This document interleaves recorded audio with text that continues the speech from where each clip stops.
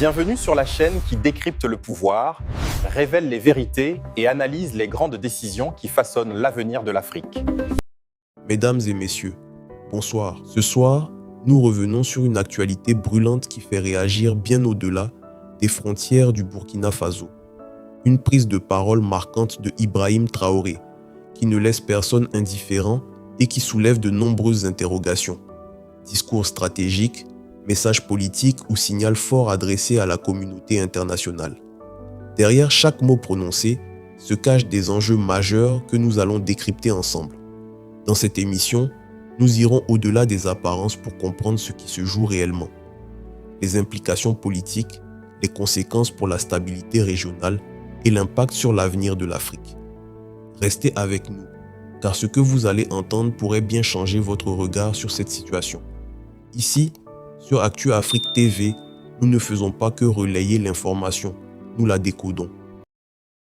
Derrière les tentatives de déstabilisation que vous évoquiez tantôt, il est souvent dit que les mains de certains pays voisins se cachent derrière pour appeler un chat, le Bénin, la Côte d'Ivoire. Est-ce que les relations ont évolué avec ces pays voisins? Est-ce que vous êtes prêts à une désescalade et à quelles conditions, camarade président? Ça ne dépend pas de nous. C'est eux qui ont lancé l'hostilité. Je vous rappelle quelque chose. Quand nous sommes arrivés, nous n'avons pas de problème avec quelqu'un. On a communiqué avec tout le monde, on a fréquenté tout le monde et tout. Mais c'est un jour, par exemple, j'étais assis. Le ministre de la Défense me dit que les Ivoiriens ont envoyé une note de retirer tous leurs élèves de nos écoles. L'académie, le PMK, l'ENSO, vous voyez. Mais j'ai dit, mais il y a quoi? Et puis ils retirent tous leurs élèves officiers et sous-officiers et tout. Aucune explication. Il dit, mais préparez donc à la réciprocité pour faire venir nos enfants, parce qu'on ne sait pas qu'est-ce qu'ils ont derrière la tête et qu'ils font cela. Voilà le point de départ.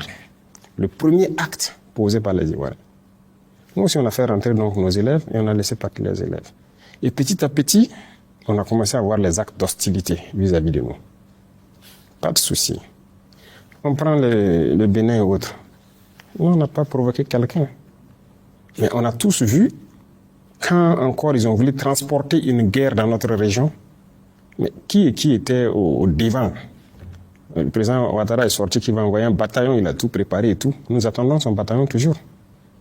Le président Benin a dit qu'il faut la force, ils vont faire la force, ils vont faire la guerre. Nous attendons. Nous sommes prêts à faire la guerre aussi. Il n'y a pas de désescalade possible tant que les mentalités sont comme ça. Celui qui cherche, il va trouver. Donc ce n'est pas nous qui avons commencé.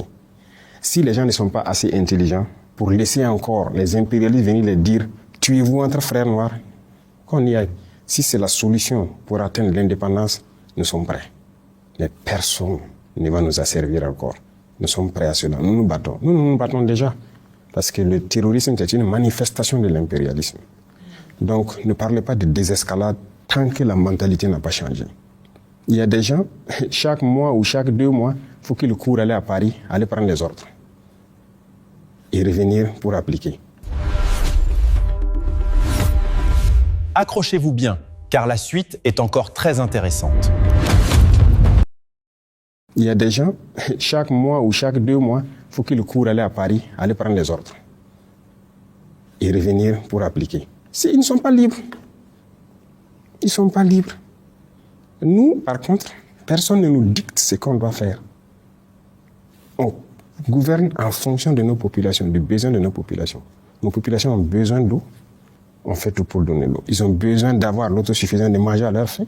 On fait tout pour cela. Ils ont besoin de sécurité. On se bat pour les donner la sécurité. Ils ont besoin de routes, de développement. C'est ce qu'on se bat pour faire.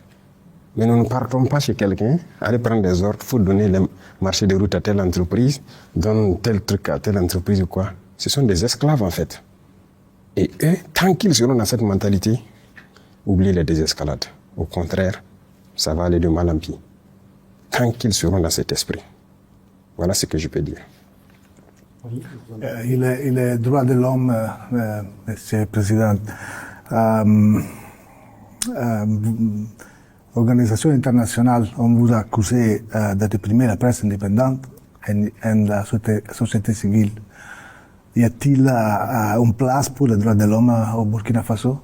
Il y a les droits de l'homme au Burkina, c'est quoi ils appellent les droits de l'homme? Mais moi, je ne sais pas ce qu'eux, ils pensent.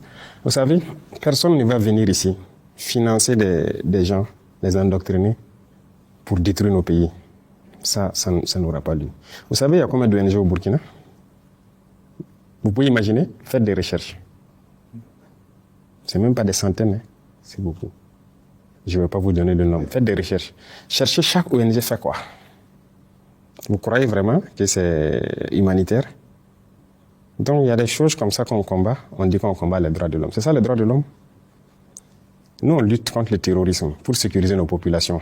Donc on donne le droit de vie à nos populations. C'est le premier droit, non? Le droit à la vie. Est-ce qu'on ne lutte pas pour les droits de l'homme? On se bat pour que les écoles qui sont fermées ouvrent, pour que les enfants puissent aller à l'école. Le droit à l'éducation, ce n'est pas le droit de l'homme. Qui se bat pour nous? Qui nous aide? Ces mêmes gens qui pillent tous les jours que les droits de l'homme, personne ne nous a donné une seule cartouche pour lutter contre le terrorisme qui tue nos enfants, pour lutter contre le terrorisme qui ferme nos écoles, qui détruisent nos écoles. Ça veut dire que les terroristes luttent contre les droits de l'homme. Nous, on lutte pour les droits de l'homme et eux, ils encouragent les terroristes. Qui luttent contre les droits de l'homme? C'est eux qui le disent. Et je vous parlais tout de suite de certaines choses qui se passent en Europe et tout. Mais c'est là-bas qu'ils luttent contre les droits de l'homme. Sinon, ici, les droits de l'homme existent. Et retenez quelque chose, les droits de l'homme viennent d'Afrique. Hein. Ça ne vient pas d'ailleurs. Ça vient d'Afrique et d'Afrique de l'Ouest ici.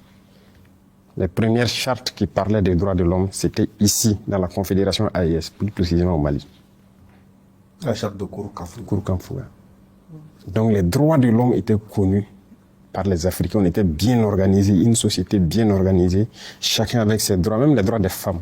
C'est en Afrique que les droits des femmes existaient. Ailleurs, ça n'existait pas. Et c'est eux-là qui peuvent nous parler des droits des femmes ou des droits de l'homme. Ils ne connaissent aucun droit. Qui parle des droits de l'homme? Qui a bombardé les enfants en Libye tués? Qui bombarde les enfants un peu partout, largue les bombes sans distinction, tuer des enfants et trucs? C'est ça les droits de l'homme? C'est pas ce que nous on fait. Nous on lutte pour la vie de nos populations. On les protège. Nos soldats meurent pour les protéger. Et on fait tout pour ouvrir nos écoles, pour les éduquer. On fait tout pour subventionner nos paysans, faire l'agriculture pour qu'ils mangent à leur faim. On fait tout pour creuser des fourrages pour que les gens aient l'eau potable. Qui lutte contre les droits de l'homme? C'est eux. Ils n'ont aucun respect des droits de l'homme. Et les VDP accusés de graves violations, où sont les investigations promises? Ceux qui disent que les VDP sont accusés de graves violations, ils ont présenté quelles preuves? Nous-mêmes, qui avons pris des VDP dans certains actes, ils sont en prison. Ces VDP-là sont en prison. Et ils savent où ils sont. Et nous avons dit, quiconque, ça c'est pas quelqu'un, écoutez, nous sommes majeurs. Hein. Nous sommes majeurs. Il ne faut pas que quelqu'un va nous voir comme des sous-hommes. Nous savons ce que nous faisons. Et c'est cette mentalité aussi qui est dangereuse.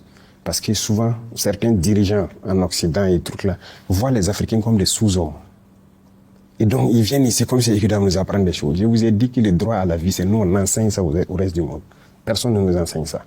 Donc, c'est vrai qu'il y a eu quelques petits problèmes avec certains VDP. Il y en a qui ont fait des bavures et autres. Ils sont en prison. C'est sans état d'âme avec ça. Maintenant, tout ce qu'ils disent là, ils ont eu quelle preuve? Rien. C'est nous, quand les gens nous accusent, on fait les investigations. Nous arrivons à la fin de notre émission. Merci d'avoir suivi Actu Afrique TV. Abonnez-vous pour ne rien rater.